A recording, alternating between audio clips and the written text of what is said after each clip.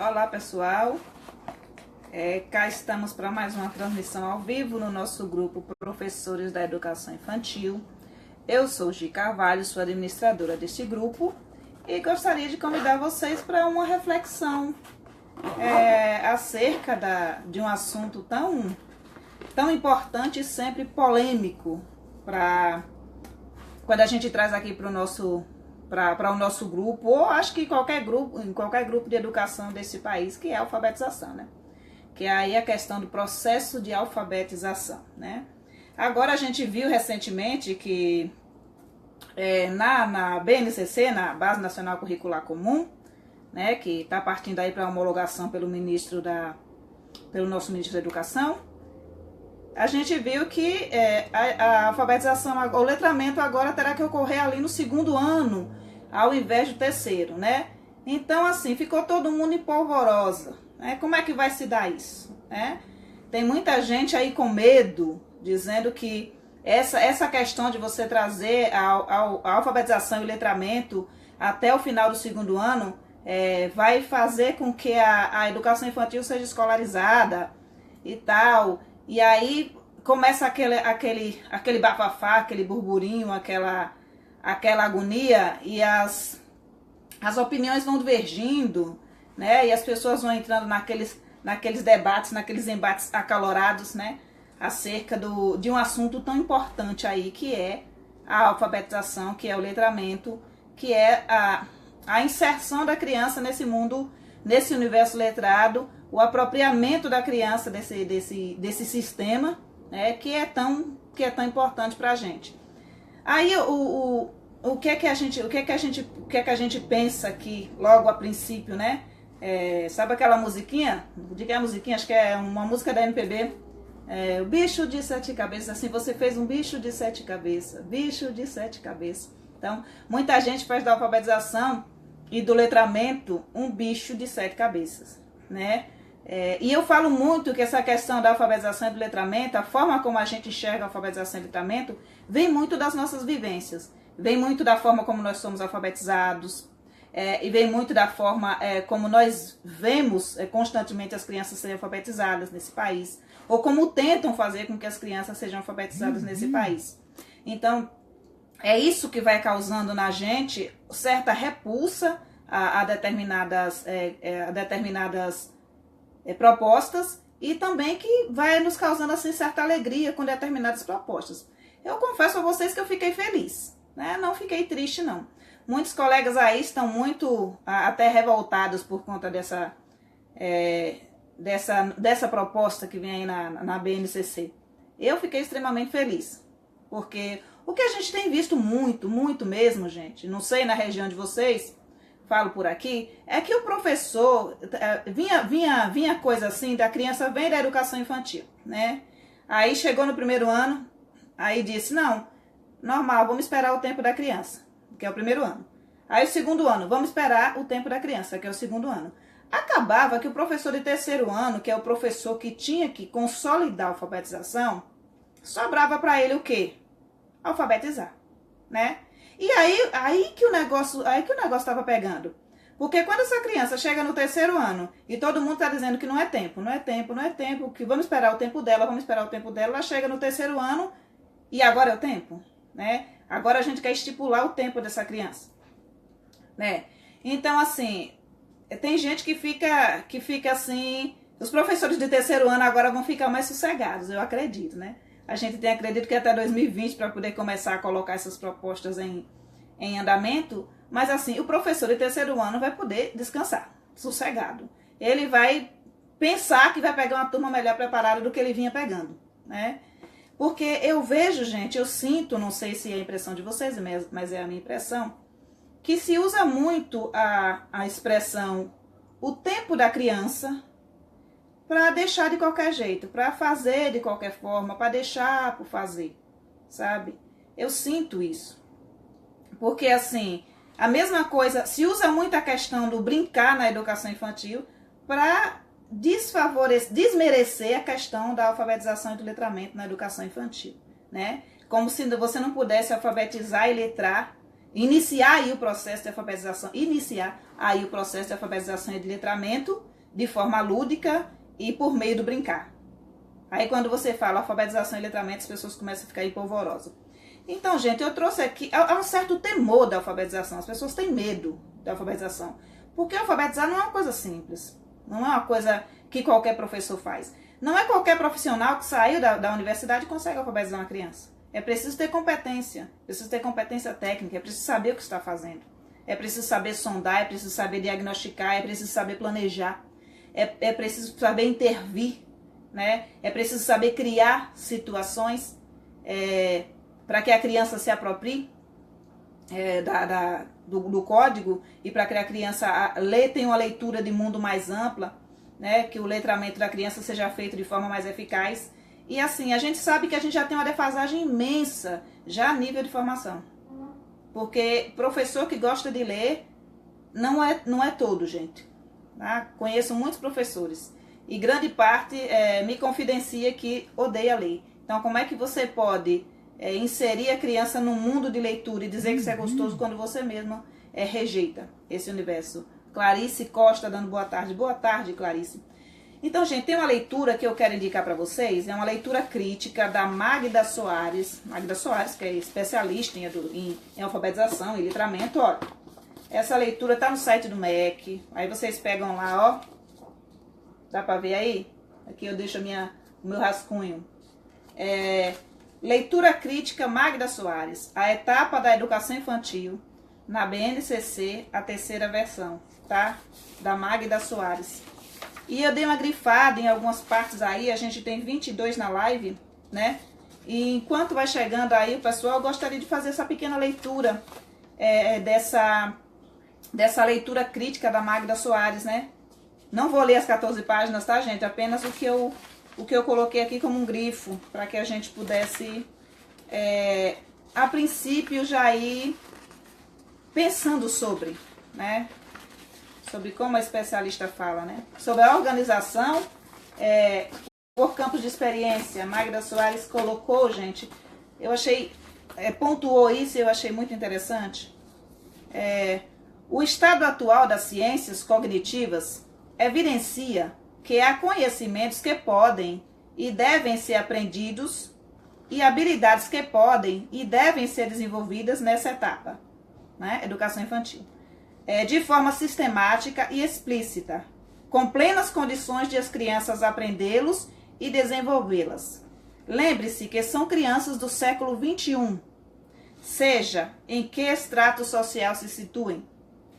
E é de se lembrar que essas aprendizagens e esse desenvolvimento, e é de se lamentar que essas aprendizagens e esse desenvolvimento sejam adiados para os anos iniciais do ensino fundamental, de certa forma, interrompendo um processo natural de desenvolvimento e de aprendizagens infantis, né? Eu gostei muito dessa pontuação da Magda Soares e, assim, eu queria fazer uma pequena reflexão com vocês acerca dessa questão que é tão controversa e que é tão polêmica da alfabetização e do letramento na educação infantil, que há pessoas que quando você fala da questão de a criança pegar um lápis para escrever alguma coisa, as pessoas ficam empolvorosas, tá?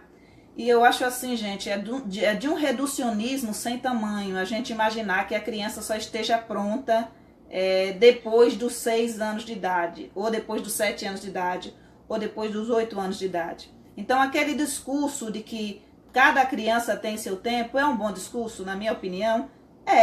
Cada criança tem seu tempo e a gente respeita o tempo dessa criança. Mas não quer dizer que uma criança de 4 anos de idade ou de 5 anos de idade, que é estimulada, que tem práticas aí, que tem vivências aí, experiências aí com o livro, com a leitura e com a palavra escrita, não é de se admirar que essa criança aprenda.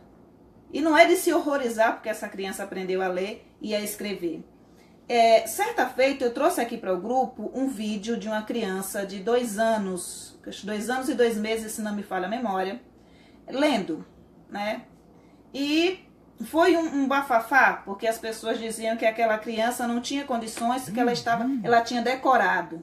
E como eu conhecia a mãe da criança, e eu acompanhava a mãe da criança nos grupos de homeschool que eu faço parte, sabe? Eu tinha certeza absoluta que aquela criança não tinha decorado, né?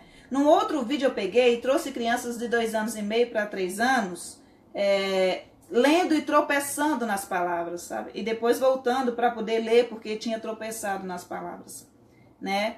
E aí as pessoas dizem que, nossa, que absurdo que essa criança não brinca, mas eram crianças que brincavam, porque eu conhecia a dinâmica, eu via todos os museus que as mães levavam para eles passearem, os parques que eles iam, a interação que eles tinham com seus irmãos, com seus primos e com seus parentes. Não eram crianças ainda que frequentavam a escola regularmente, mas eram crianças bem estimuladas pelos seus pais. Não eram também crianças superdotadas. Eram crianças que tinham uma atenção especial da sua família. Não apenas em relação à alfabetização e ao letramento, que ele veio de forma natural, mas eles tinham uma atenção em torno do seu desenvolvimento, do desenvolvimento das suas habilidades.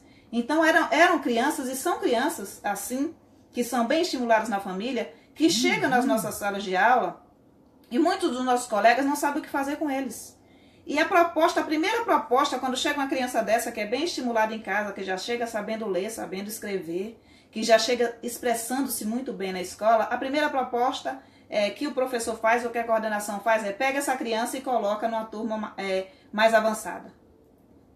Põe aí na turma de 5 anos de idade, na turma de 6 anos de idade, porque ele está mais avançado, o nível dele está além do esperado. E o que eu costumo falar, e às vezes a gente entra num debate muito acalorado, é que a gente tabela muito por baixo, né? A gente tabela muito por baixo. E isso é uma questão que eu coloco a nível de opinião, que a gente tabela as crianças por baixo. Ou seja, para que a gente... qual é a palavra que eu estou procurando? Para que a gente fugiu a palavra agora. Para que a gente justifique o fracasso da alfabetização, para que a gente justifique o fracasso da alfabetização, a gente tende a usar esses argumentos de que a criança não está pronta, de que a criança não está preparada, tá? Eu vejo de outra forma, né? Eu aprendi a ler aos 4 anos de idade. Eu estava inserida no universo letrado? Não. Eu tinha bons livros em casa? Não. Eu era de família de classe média alta? Também não. Eu frequentava escolas particulares? Não, eu só fui para a escola aos 7 anos de idade, tá? Mas eu aprendi a ler espontaneamente na minha casa, né? Com os meus irmãos. Não me foi forçoso, não me fez nenhum mal. Não é traumático lembrar quando me davam papeizinhos com letrinha cursiva para ler, muito pelo contrário, são memórias deliciosas que eu tenho da minha infância.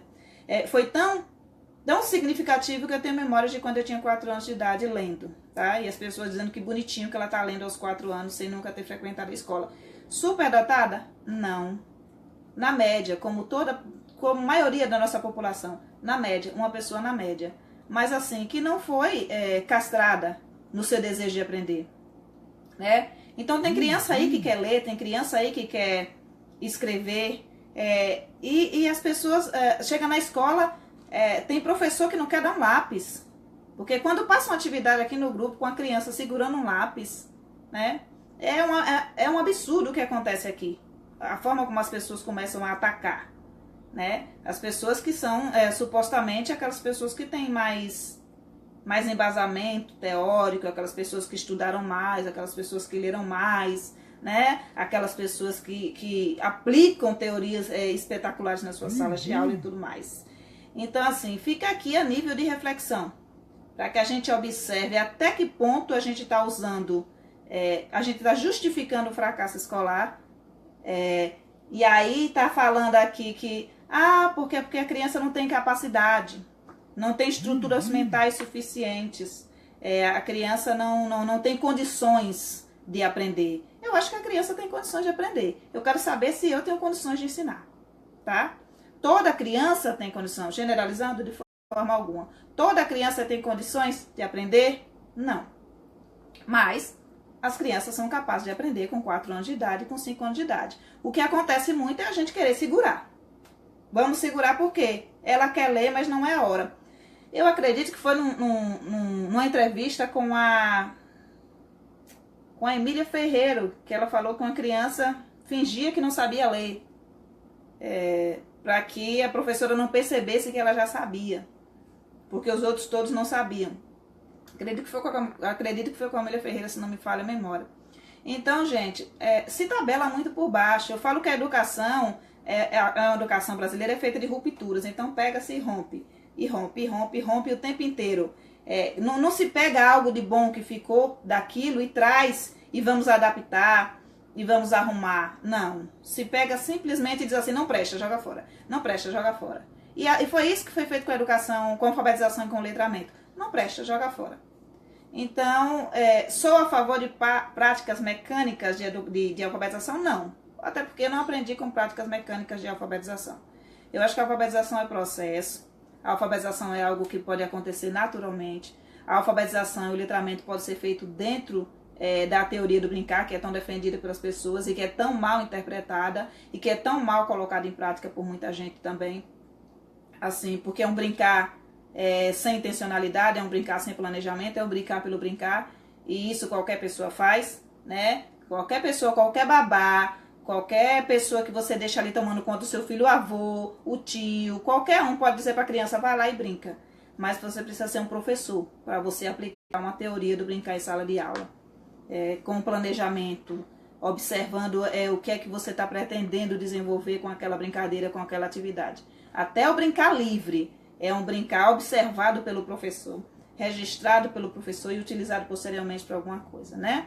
Então, gente, o que é que a gente vai pensando aqui? Outra fala também da Magda, que eu achei interessantíssima e eu queria trazer para vocês também. Aqui, gente, vamos ver onde é que tá. Aqui. Achei muito interessante a Magda falar aqui sobre o campo linguagem e imaginação, lá da BNCC, o campo linguagem e imaginação, tá? Ela faz várias pontuações aqui e ao final ela deixa a conclusão, a sugestão dela a respeito desse tópico. E eu achei interessante essa fala da Magda e eu gostaria de ler para vocês.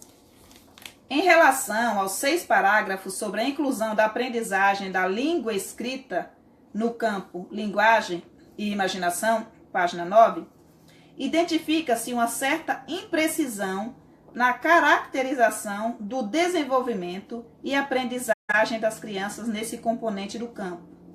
Talvez resultado de um certo temor em afirmar claramente esta inclusão. Sobretudo, identifica-se o discurso quase exclusivamente prescritivo, ou seja, no sentido de dar ordem, né? O discurso, ela fala que o discurso é exclusivamente prescritivo, ou seja, de imposição e de dar ordem, né? Como já foi comentado anteriormente, permeando a expressão é preciso e de locuções como o verbo auxiliar, dever. Esse discurso prescritivo revela também aqui, como nos tópicos sobre intencionalidade educativa e avaliação, a intenção de prevenir-se contra uma introdução à aprendizagem da língua escrita na educação infantil, que se realize sob a forma dos ultrapassados exercícios de prontidão ou dos tradicionais métodos de alfabetização. Todas essas práticas, se ainda persistem, estão sendo combatidas e substituídas por novas teorias construídas pelas ciências cognitivas e linguísticas sobre o desenvolvimento e a aprendizagem da língua escrita pelas crianças desde muito cedo. E cabe à BNCC um papel importante nessa atualização de concepções. Parece estar presente também a suposição de que a língua escrita, como objeto de desenvolvimento e aprendizagem, não possibilitaria o aprender e desenvolver-se ludicamente por meio de interações e brincadeiras, o que não se justifica. As crianças, desde muito pequenas, se interessam pela leitura e pela escrita. Convivem intensamente com a leitura e a escrita, na escola e fora dela. Brincam com a escrita, incluindo-a em suas brincadeiras. Participam de eventos eventos de leitura e escrita em seu contexto social e escolar. Exploram o sistema alfabético, desejando avançar em sua compreensão. Tentam expressar-se por meio da escrita. Observe-se que, intencionalmente, os verbos em itálico são 5 daqueles 6 apresentados no item 3.2.2 como direitos específicos para a etapa da educação infantil, sobre os quais já se comentou anteriormente. Né? Ela diz aqui também que parece também inexplicável que as palavras letramento e alfabetização não apareçam no texto, como não aparece a expressão literatura infantil, quando já são conceitos correntes na educação básica, desde a etapa da educação infantil. E se tem insistido no desenvolvimento do letramento nessa etapa, educação infantil, e na importância da leitura diária desde a creche, até mesmo com o apoio das políticas públicas, como, por exemplo, a inclusão da educação infantil na distribuição de livros pelo PNBR. Então, gente, a gente tem aqui a fala de uma grande estudiosa, de um ícone aí, quando se fala em alfabetização e em letramento, né? Magda Soares. A criança também brinca de escrever. Práticas de leitura e de escritas também são bem-vindas na educação infantil. E isso não é escolarizar. Se bem que a própria Magda Soares coloca nesse mesmo documento, nessa mesma leitura crítica dela, a respeito de se você vê a escolarização como algo pejorativo, né? Então, a gente vai assim, pensando a alfabetização e pensando o letramento de acordo com as práticas que a gente vivenciou, né? E eu acho que isso tem que acabar também. Eu não posso ter simplesmente uma visão doce da alfabetização de letramento na educação infantil, por conta de eu ter aprendido a ler aos 4 anos de idade, porque eu não aprendi na escola. Escola é um espaço diferenciado, é um espaço de formação. Não é a minha casa, não é o espaço onde eu me sinto bem, onde eu estou tranquila. Há muito conflito na escola.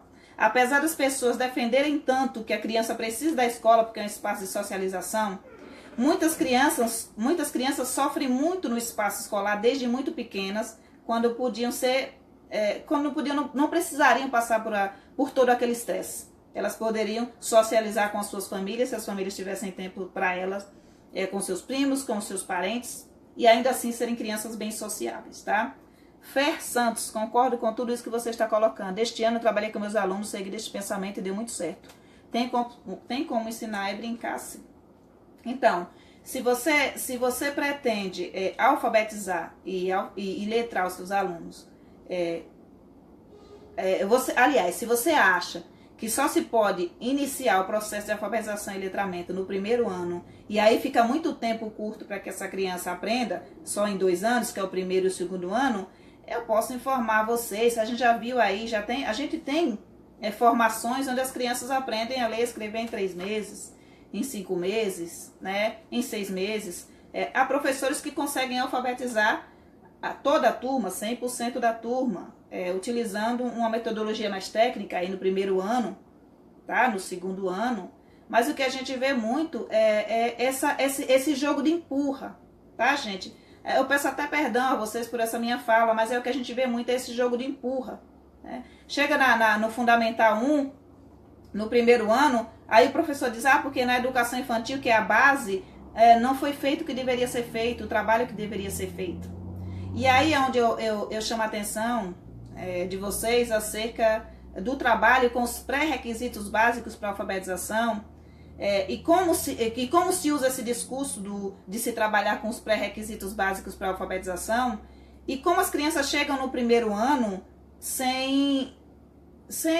e não conseguem pegar um lápis, não conseguem escrever, elas não têm habilidades motoras, mas se diz que na educação infantil a gente trabalha muito com o pré-requisito motricidade fina, coordenação motora fina. Então, se isso realmente tivesse sido trabalhado na educação infantil, dentro da teoria do brincar, essa criança ia chegar no primeiro ano sem grandes dificuldades para realizar um movimento de pinça, sem grandes dificuldades para segurar um lápis. E o que a gente vê quando chega no primeiro ano são crianças chegando ali sem ter a mínima habilidade de segurar um lápis, com a memória visual pouco desenvolvida. Então, assim, dentro da teoria do brincar e dessa interpretação errônea acerca da teoria do brincar, né, que até cria certa aversão na gente, que entende a coisa de forma mais técnica, que não romantiza, porque nós somos professores, então não estamos aqui para romantizar uma prática, e é complicado você ver professores dizendo que estão trabalhando dentro da teoria do brincar quando não estão, quando estão simplesmente deixando que as crianças brinquem livremente o tempo inteiro. Então, é bem complexa essa situação. O que eu falo acerca do processo de alfabetização e letramento, vindo aí da educação infantil, que a educação infantil é base, sim, e que a educação infantil empurra para o Fundamental 1 e diz assim, não, mas quem tem que trabalhar com alfabetização e letramento é o Fundamental 1. Quem tem que trabalhar com escrita e com leitura é o Fundamental 1. E aí vai deixando as práticas as práticas de leitura na alfabetização até que vai mais ali na questão da contação de história, sabe? Na questão do manuseio do livro, mas as práticas de escrita nem tanto. Parece que ainda há muita resistência a que a criança... O medo, na verdade é um certo medo dos colegas, da crítica, por conta de se alguém vir aquela criança pegando o lápis, vai começar logo a criticar e a dizer que você é um professor tradicionalista. E eu falo, gente, eu não tenho nenhum medo de ser chamado de tradicionalista, tá? Porque pra mim, me chamar de tradicionalista não é uma ofensa, tá? Eu pego o que vier das práticas tradicionais, que eu observo que são interessantes para o meu contexto e que eu posso utilizá-las ali, porque tudo descamba na minha postura, né? Se eu não tenho uma postura correta diante do meu aluno, tá? Se eu vejo o meu aluno como um depósito, ou se eu reduzo o meu aluno, que eu digo para ele que ele não tem capacidade de aprender porque ele é muito pequeno e tal, então assim, a minha postura para fazê-lo compreender algo vai ser diferente. Então, até nas práticas mais tradicionais, onde você pega uma atividade de pontilhado, por exemplo, se você for um professor construtivo, você sabe ressignificar aquilo, você sabe brincar com aquilo, você sabe envolver a criança para que ela goste de brincar com aquilo, e não terá nada de mecânico, não terá nada de traumático para a criança. Vai ser algo que ela vai querer fazer, porque você sabe envolvê-la para que ela queira fazer, para que ela goste de fazer, e você não faz de uma forma só, tá bem? Então, assim, a questão do ser tradicional, a questão do ser mecanicista, não tem nada que ver, na minha opinião, com a estratégia de ensino, mas com a postura do professor, tá? Cristiane Ribeiro hoje. Oi, Cristiane, boa tarde. Então, gente, o que é que eu vejo aqui na questão da educação? Opinião minha, tá? As crianças têm condições de aprender a ler e a escrever antes do 2º ano? Tem. Pouca? Não, muita. São crianças do século XXI, né? Como a própria Magda Soares colocou. São crianças, não são crianças, nossa, as crianças hoje estão o tempo inteiro com tablets na mão, com celulares. Elas conseguem mexer em coisas que a gente não consegue. A minha filha com 12 anos agora, ela pegou o celular dela, eu não estava conseguindo colocar a conta dela, e ela conseguiu rapidinho, ela foi lá e fez. Eu fiquei até impressionada, porque nem sabia que ela sabia fazer.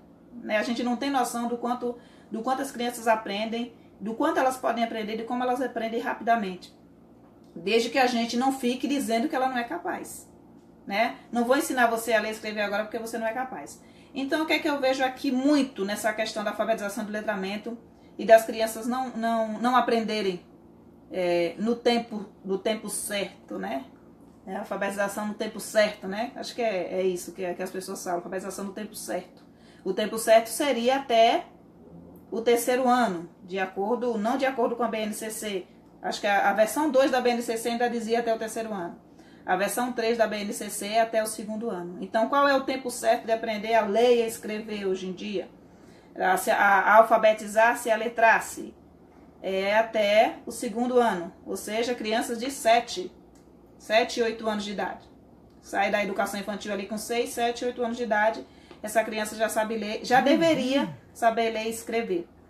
Eu acredito que essa criança já poderia sair da educação infantil ali num pré-silábico. Tranquilamente. Já entendendo a necessidade de se aprender a ler e escrever, já entendendo um pouco da estrutura da nossa língua, entende? Então, tem toda a condição, se o professor trabalhar, e não precisa trabalhar de forma mecânica. se trabalhar de forma lúdica, dentro da teoria do brincar, em cima, dentro de uma postura construtivista, tá? Não precisa ser tradicionalista, porque ser construtivo, ser construtivista também não tem nada a ver com a estratégia que você utiliza. Você tem postura construtivista ou não, tá? Então, assim, construtivismo não é método de ensino, tá? É postura. O método de alfabetização do construtivismo é o audiovisual, que sofre duras críticas até hoje. E a gente tem aí outros métodos, tem o método fônico, a casinha feliz, né? O método ali do Capovilla. Então, assim, cabe a gente compreender tudo e trazer isso para a nossa sala de aula, de forma que o nosso aluno que tem capacidade de aprender, que tem capacidade de ser letrado e de ser alfabetizado, não fique esperando, a gente não fique tabelando ele por baixo e dizendo, não, você só vai poder aprender quando tiver 8 anos de idade e quando tiver 9 anos de idade. Então, gente, o que eu acho que falta para que essa nossa educação não seja assim tão fracassada no que tange as questões da alfabetização e do letramento, né? O que eu acho que falta? Eu vou fazer algumas pontuações para vocês e vocês podem fazer as suas pontuações também acerca do que falta. Porque o que a gente vê muito, o que a gente enxerga muito, são pessoas saindo das universidades ainda não escrevendo da maneira apropriada que deveriam escrever. E eu não falo aqui só de professores, não falo. Eu falo das outras formações, de gente que vem de tudo que é curso e que não escreve tão bem, não consegue expressar-se tão bem, sabe? De gente que vem aí com um letramento, um processo de letramento bem falho, assim, e a gente pode até dizer muitos analfabetos funcionais. Infelizmente, a gente tem muitos analfabetos funcionais, inclusive em sala de aula, né? Então, eu acho que a falta de formação técnica é um dos grandes problemas da nossa alfabetização ser tão fracassada, da gente não conseguir alfabetizar essas crianças. A falta de formação técnica. Eu sei que aqui vai ter gente que não vai nem querer ver o resto do vídeo. Já vai começar a falar, nossa, que a culpa é sempre do professor. Não estou falando que a culpa é sempre do professor. Eu estou falando a culpa também é nossa. Não é só nossa, mas também nossa, tá? Então, assim, a falta de formação, e já inicia nem pela questão minha, que formei-me agora, já começa pela questão da faculdade que está me formando. Porque uma faculdade, principalmente uma faculdade particular, que vai passando os alunos semestre a semestre, para não fechar a turma, né, já está aí contribuindo para que a gente tenha, dentro do mercado, profissionais mal formados. Infelizmente. Acontece muito, tá? A gente tem turmas aí que não fecham e onde a gente vai nos fóruns de discussão e a gente vê a forma como as pessoas escrevem, a gente vê os trabalhos que são feitos, a gente observa que não tem condições daquela pessoa naquele momento formar-se, que ela precisa de um tempo mais, de um amadurecimento melhor, de aprender a escrever melhor, de aprender a compreender melhor um texto, mas as faculdades vão deixando passar. E aí a gente descamba nisso aí, nessa má formação, nessa formação péssima. Os cursos já não são de muita qualidade, a qualidade é baixa. Tá? Se você for um autodidata e você entrar num curso de formação de professor hoje, num curso de pedagogia, você entra lá e você já fica assim, achando que o conteúdo não é lá. É grande coisa, não vai lhe trazer aí um conhecimento muito profundo das coisas. É só uma pincelada básica, né? Porque faculdade é espaço de formação, mas você tem que buscar e buscar bastante. Então, busque. É culpa da faculdade? Mas também é culpa nossa quando a gente não busca.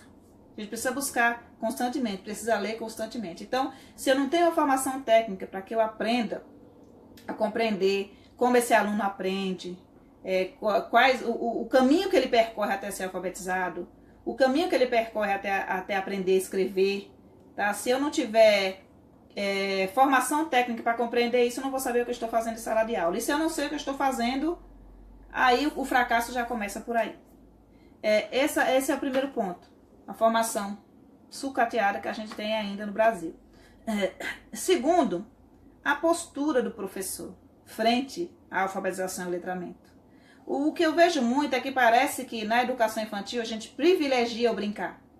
E muitas vezes o brincar pelo brincar. E tem que se privilegiar o brincar. Mas não brincar só pelo brincar. Não só o brincar livre, não só o brincar espontâneo. E quando chega no primeiro ano, se quer pegar essa criança e colocar ela sentada numa cadeira e ensinar. Essas são as letras, aqui com essas letras se formam sílabas, e com essas sílabas se formam palavras, e aí por diante. Entende? Então, assim, se privilegia o brincar aqui, quando chega aqui vamos romper com isso.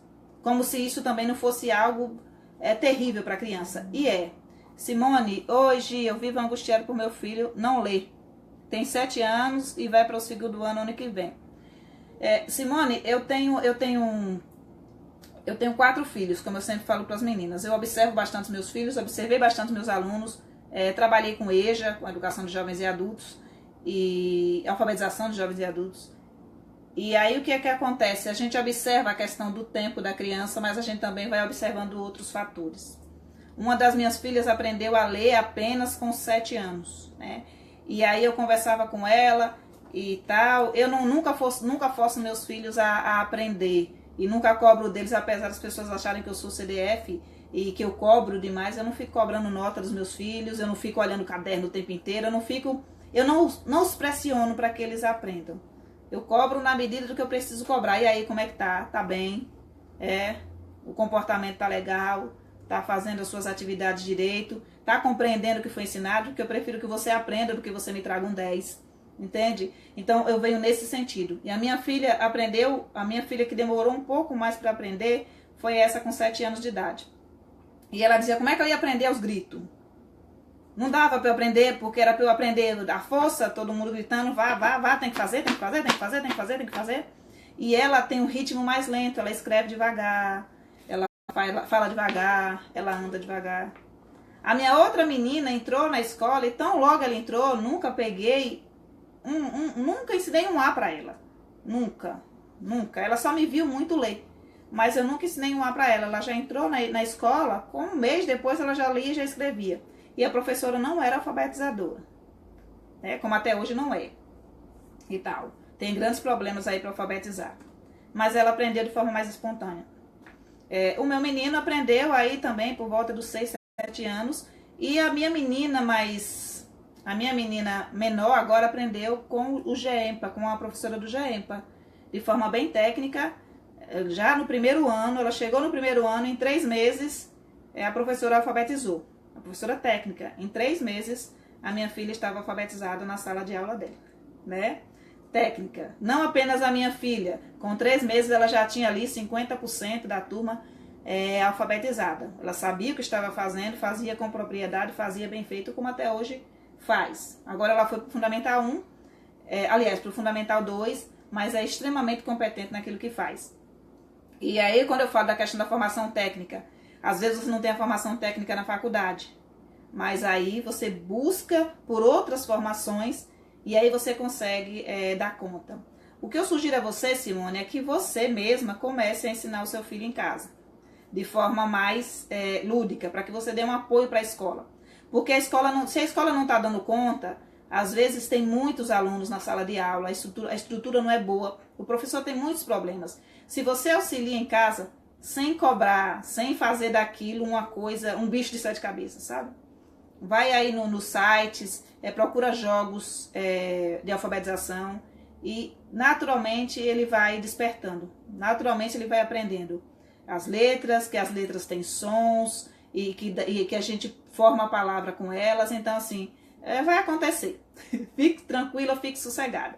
Não fique só escutando o discurso de tem o tempo dele, né? Faça alguma coisa. É o tempo dele? Mas faça alguma coisa você por ele também, tá? Aí a gente vem na questão da postura que eu falava para vocês, que é a postura da postura construtivista do professor, da postura construtiva. Eu não posso pegar um aluno meu, sentar ele numa cadeira e dizer, agora você vai aprender a ler e vai aprender a escrever, e é assim. Junta B, A, Ba e pronto. E vamos, repete, repete, repete, repete. Porque não é por repetição que a criança aprende. Ela precisa compreender. E só repetindo ela não compreende, tá? Aí que muitas pessoas digam, ah, mas antigamente a gente aprendeu assim. Tá bem, antigamente não é hoje. Tá? As crianças são diferentes. Há crianças que ainda aprendem assim. Ah, a repetição e a memorização é boa? Em alguns sentidos, sim, tá? Mas a gente não pode privilegiar uma prática mecânica e uma prática que faça com que aquela criança entenda que ler é algo ruim. Ela não precisa apenas aprender a ler e escrever, ela precisa gostar de ler. E precisa gostar de escrever, de se expressar através da palavra escrita, tá? Adriano, muitas vezes há o conhecimento por parte do professor, mas em muitos casos ele se conforma com as ideias antiquadas ou com os ideais antiquados. Não entendi bem. Há o conhecimento, mas há o medo, Adriano. Há o conhecimento, mas há o medo. A gente vem de um sistema de ensino que castrava muita gente, do sistema de ensino em que alguém punha e a gente aceitava. Ainda que a gente não aceitava, não, a gente se submetia, ainda que a gente não aceitasse, né? E hoje não é diferente com muitos professores. Se ele está tentando colocar algo em prática e o coordenador faz uma crítica, ele se amedronta. E eu acho que cabe a gente não se amedrontar quando a gente tem segurança daquilo que está fazendo.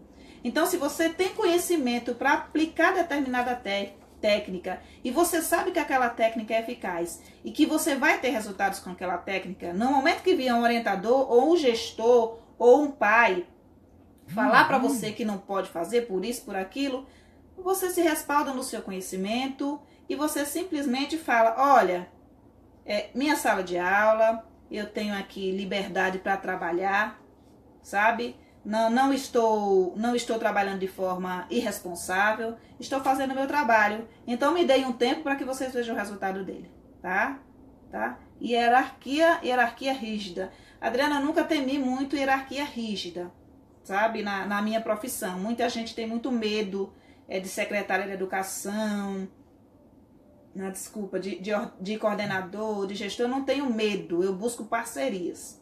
Tá? E daí que muitas vezes as pessoas não me vejam com bons olhos, porque eu não vou me submeter simplesmente. Eu vou querer saber o porquê eu tenho que me submeter.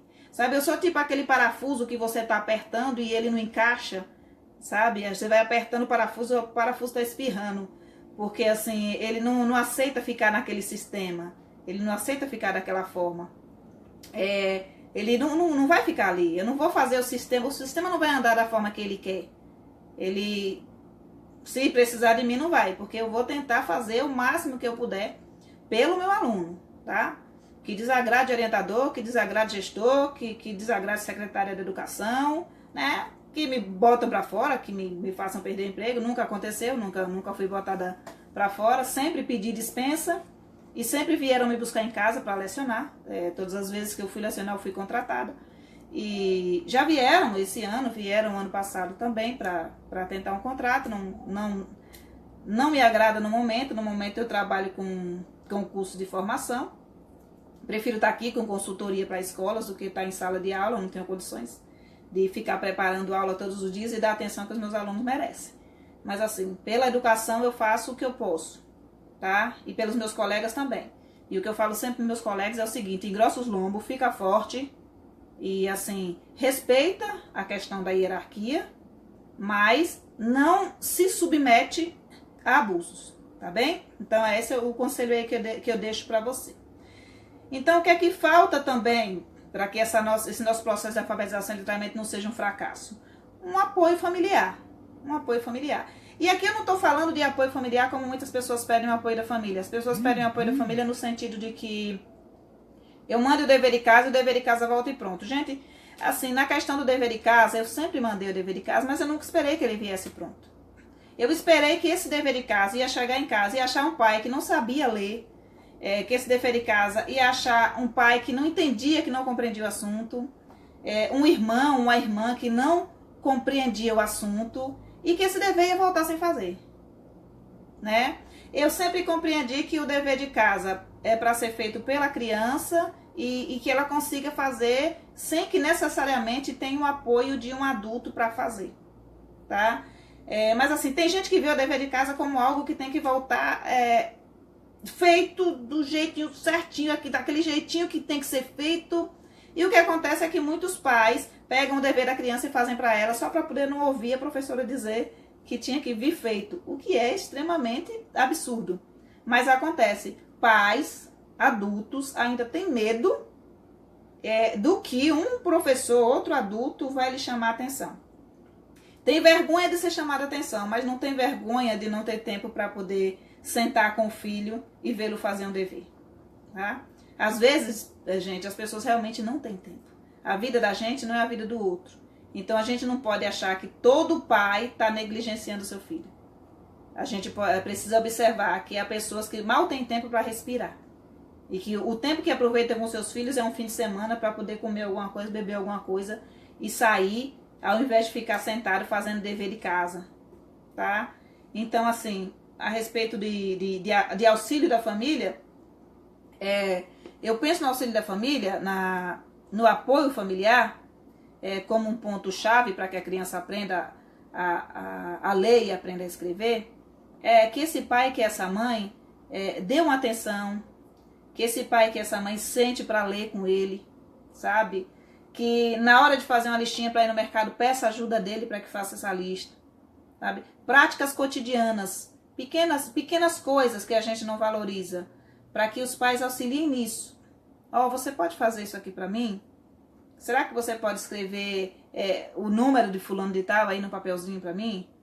Será que você pode ver qual é o canal, os canais que eu mais gosto na televisão e fazer uma listinha para mim? Então os pais podem ir ajudando nesse sentido. Pegar um livro e ler para um filho. Valorizar quando esse filho chegar em casa e ler alguma coisa. Valorizar quando esse filho dizer que gostou de determinado livro e contar uma história para ele. Então, o apoio familiar, para mim, na questão da alfabetização e letramento, vai no sentido de você valorizar a aquisição da criança. Como você valoriza quando a sua criança aprende uma dancinha, quando a sua criança aprende a rebolar, quando a sua criança aprende a cantar uma música. Né? Então, você valoriza também quando ela aprendeu uma palavra nova.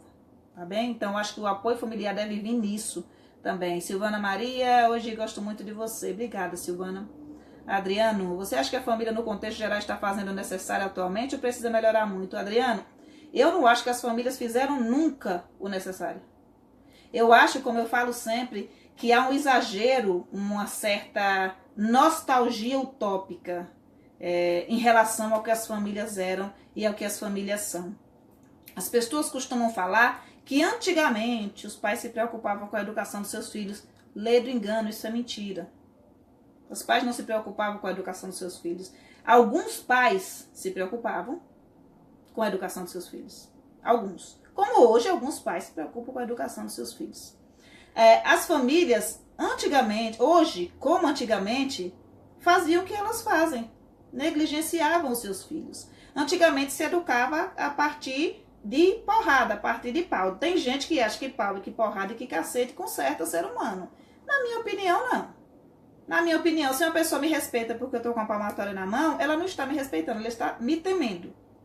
Agora, se a pessoa me respeita sem que eu tenha que usar de força, de abuso, de autoridade, né, de autoritarismo, não de autoridade, de autoritarismo, se ela me respeita, se ela me admira a ponto de me respeitar, aí eu me acho maravilhosa.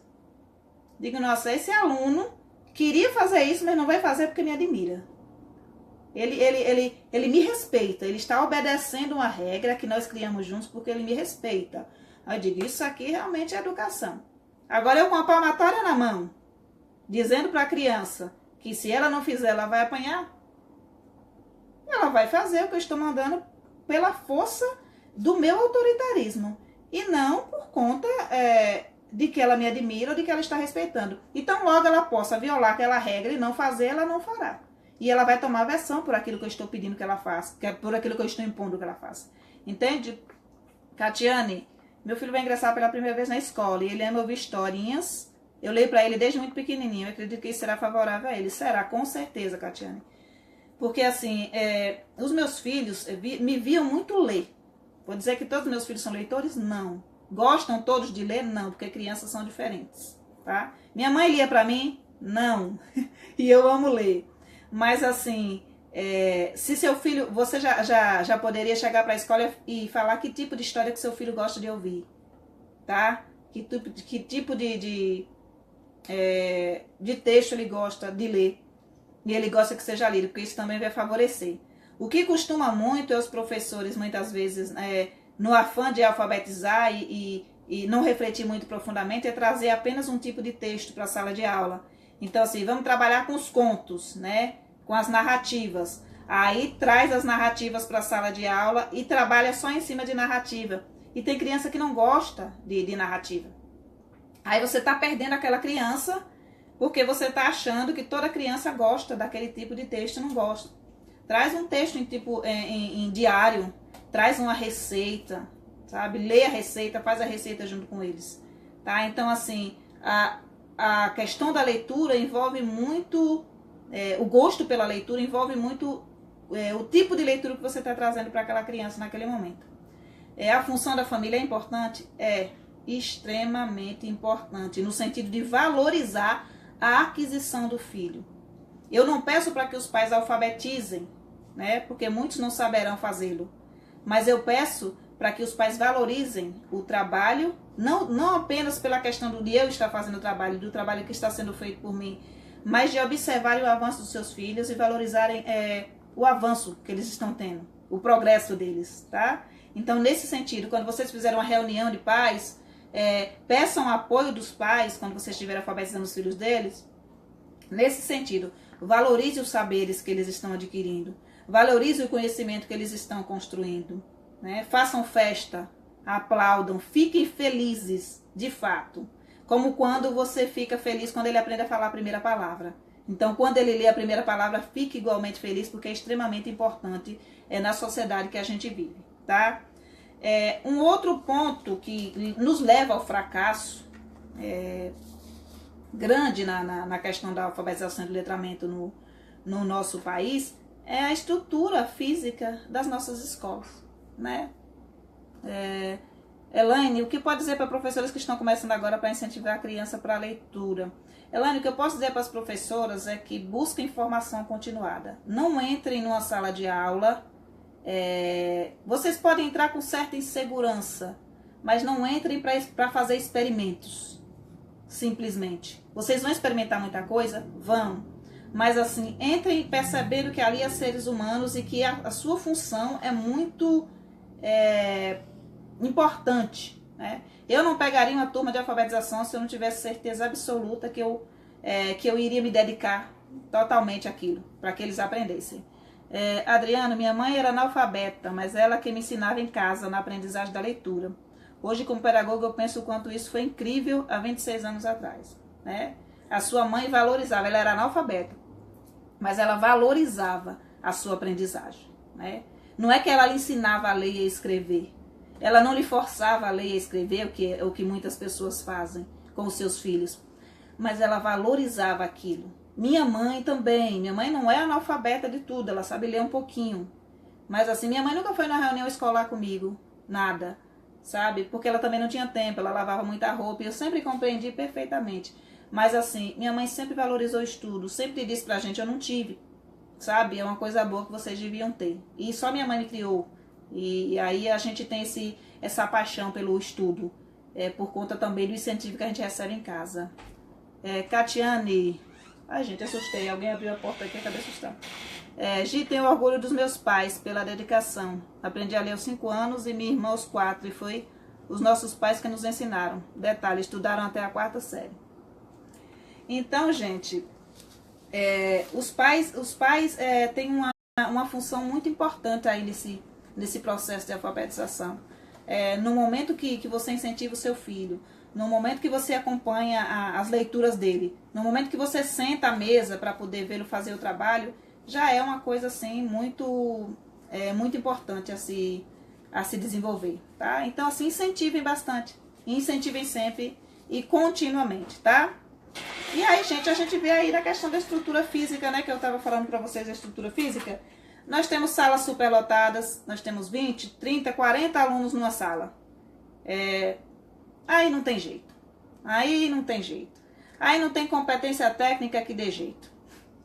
Aí a gente fala lá, você tem competência técnica, você tem 40 numa sala de aula, você tem múltiplas deficiências numa sala de aula que tem aí, e você tem que dar conta disso tudo e alfabetizar. Aí é o governo querer demais do professor. E aí é onde você se rebela. É aí onde você vai lá, vai medir a sua sala com metro, sabe? Vou ver quantos metros quadrados tem aqui. Junta os pais, pede para ir no Ministério Público, não aceite 40, 50 crianças abarrotadas dentro de uma sala com um professor só, não aceite, sabe? Aí é onde a gente mobiliza, onde a gente tenta fazer alguma coisa, onde a gente tenta quebrar o sistema. Esse sistema tem uma mania de amordaçar a gente, de fechar a gente, de matar a gente, sabe? E aí é que a gente diz assim, que parceria eu posso fazer com as famílias para que eles compreendam que os filhos deles, nessas condições, não vão aprender, tá? E aí a gente faz algo mais pela educação, né? Então, gente, assim, eu vou ter que encerrar aqui, vou ter que concluir aqui, porque tem alguns afazeres agora. Quero agradecer a todos vocês aí. Num outro momento a gente pode até voltar com essa live, né? Sobre alfabetização e sobre letramento.